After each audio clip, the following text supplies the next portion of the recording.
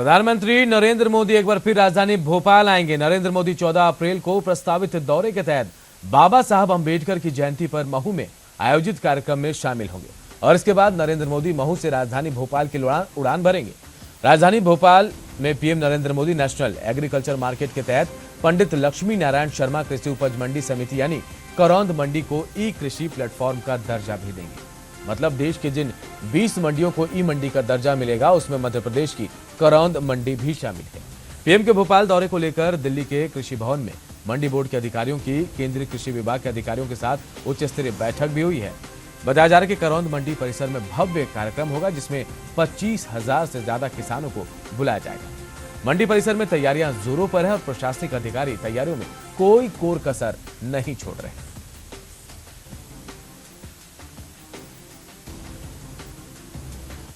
फिर पीएम नरेंद्र मोदी भोपाल आएंगे। आप देख सकते हैं यहाँ पर मैं मौजूद हूँ करौंद मंडी में, जहाँ पर एक दौरा है उनका और यहाँ पर ई मंडी का वो शुभारंभ करेंगे। हमारे साथ मंडी के सचिव योगेश नागले जी मौजूद। सर, क्या दौरा बना है? नेशनल एग्रीकल्चर मार्केट के तहत 14 अप्रैल बाबा साहब अंबेडकर जी की जयंती के दिन 20 मंडियों में एक साथ ई कृषि प्लेटफॉर्म का उद्घाटन माननीय श्री नरेंद्र जी मोदी द्वारा किया जाना है।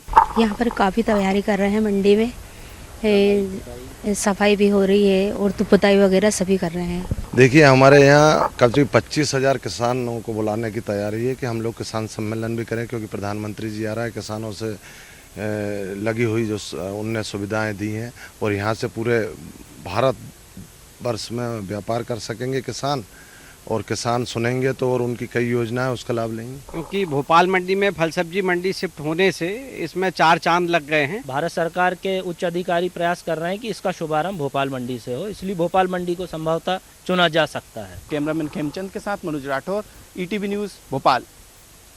और हमारे सहयोगी मनोज हमारे साथ सीधे ज्यादा जानकारी के साथ जुड़ गए। मनोज, ऐतिहासिक दिन होगा क्योंकि 20 मंडियों में एक मंडी देश की जो करौंद में होगी और ये बहुत बड़ी बात होगी।